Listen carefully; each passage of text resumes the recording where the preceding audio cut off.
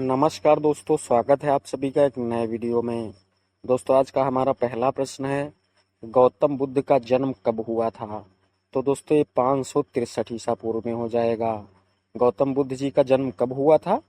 तो दोस्तों, ये 563 ईसा पूर्व में हो जाएगा। अगला प्रश्न है, बुद्ध का जन्म कहाँ हुआ था? तो दोस्तों, ये लुम्बिनी में हुआ था। गौतम बुद्ध जी का जन्म कहाँ हुआ था? तो दोस्तों, ये लुम्बिनी में हो जाएगा। कब हुआ था? तो ये 563 ईसा पूर्व में अभी हमने पीछे देखा है। दोस्तों, सभी प्रश्न महत्वपूर्ण है, परीक्षाओं में पूछे जा चुके हैं। अगला प्रश्न है, बुद्ध के जीवन की किस घटना को महाभिनिष्क्रमण के रूप में जाना जाता है? तो दोस्तों, ये जो उन्होंने ग्रह त्याग किया था उसी को महाभिनिष्क्रमण कहा जाता है। गौतम बुद्ध जी के जीवन की किस घटना को महाभिनिष्क्रमण कहते हैं? तो दोस्तों, ये उनके घर छोड़ने को कहते हैं। कई बार आपसे पूछा जाता है कि गौतम बुद्ध जी ने कितने वर्ष की आयु में घर छोड़ा था? तो दोस्तों, 29 वर्ष हो जाएंगे। कितनी उम्र में? तो दोस्तों, 29 वर्ष में। और घर छोड़ने की घटना को क्या कहा गया था? तो दोस्तों, महाभिनिष्क्रमण हो जाएगा। महत्वपूर्ण प्रश्न है दोस्तों, पीसीएस में पूछा गया है, इसको भी आप लोग याद रखिएगा। चलिए आगे देखते हैं। अगला प्रश्न है, निम्नलिखित में से किस राजा के एक अभिलेख से सूचना मिलती है कि शाक मुनि बुद्ध का जन्म लुम्बिनी में हुआ था? तो दोस्तों, अशोक के अभिलेख से हमको सूचना मिलती है। गौतम बुद्ध जी का जन्म लुम्बिनी में हुआ था, इसकी सूचना हमें कहाँ से मिलती है? तो दोस्तों, अशोक के एक अभिलेख से हो जाएगी। चलिए आगे देखते हैं। अगला प्रश्न है, महात्मा बुद्ध का महापरिनिर्वाण कहाँ हुआ था? तो दोस्तों, कुशीनगर में हुआ था। महात्मा बुद्ध जी ने अपना शरीर का त्याग कहाँ किया था? तो दोस्तों, कुशीनगर उत्तर प्रदेश में हो जाएगा। महत्वपूर्ण प्रश्न है दोस्तों, कई बार आपसे पूछा जाता है, इसको आप लोग जरूर याद रखिएगा। महात्मा बुद्ध का महापरिनिर्वाण कहाँ हुआ था? तो दोस्तों, कुशीनगर में हो जाएगा। चलिए आगे देखते हैं। अगला प्रश्न है, महापरिनिर्वाण मंदिर कहाँ स्थित है? तो दोस्तों, ये भी कुशीनगर में ही है। जो महापरिनिर्वाण मंदिर है कहाँ बना हुआ है? तो दोस्तों, ये कुशीनगर में हो जाएगा। अगला प्रश्न है, आलार कालाम कौन थे? तो दोस्तों, ये बुद्ध के एक गुरु थे। आलार कालाम जो थे ये कौन थे? तो दोस्तों, ये गौतम बुद्ध जी के एक गुरु हो जाएंगे। ये भी महत्वपूर्ण प्रश्न दोस्तों, कई बार पूछा जाता है, इसको भी आप लोग याद रखिएगा।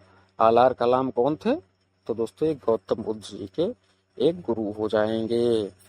चलिए आगे देखते हैं। अगला प्रश्न है, बुद्ध ने अपना पहला उपदेश कहाँ दिया था? तो दोस्तों, ये सारनाथ वाराणसी में दिया था। गौतम बुद्ध जी ने जो सबसे पहला अपना उपदेश दिया था, ये कहाँ दिया था ज्ञान प्राप्त होने के बाद? तो दोस्तों, ये सारनाथ वाराणसी या उत्तर प्रदेश में हो जाएगा। ये भी महत्वपूर्ण प्रश्न है दोस्तों, कई बार पूछा जाता है, इसको भी आप लोग याद रखिएगा। चलिए आगे देखते हैं। अगला प्रश्न है, बुद्ध ने सर्वाधिक उपदेश कहाँ दिए थे? तो दोस्तों, श्रावस्ती में दिए थे। गौतम बुद्ध जी ने अपने जीवन के सर्वाधिक उपदेश कहाँ दिए हैं, किस स्थान पर दिए हैं? तो दोस्तों, श्रावस्ती में हो जाएगा। अगर आपसे पूछा जाए कि गौतम बुद्ध जी ने अपने जीवन का सबसे ज्यादा समय कहाँ बिताया, तो दोस्तों, वो भी श्रावस्ती ही हो जाएगा। सबसे ज्यादा दिन बुद्ध जी कहाँ रहे? तो श्रावस्ती में। और सर्वाधिक उपदेश कहाँ दिए? तो वो भी श्रावस्ती में ही हो जाएगा। अगला प्रश्न है, बुद्ध के उपदेश किससे संबंधित हैं? तो दोस्तों, ये आचरण की शुद्धता और पवित्रता से संबंधित हैं। जो गौतम बुद्ध जी के उपदेश हैं, इनका किस चीज से संबंध है, इनमें क्या बताया है उन्होंने? तो दोस्तों, ये आचरण की शुद्धता और पवित्रता पर ध्यान केंद्रित करते हैं। अगला प्रश्न है, त्रिपिटक क्या है? तो दोस्तों, ये गौतम बुद्ध जी के उपदेशों का संग्रह है।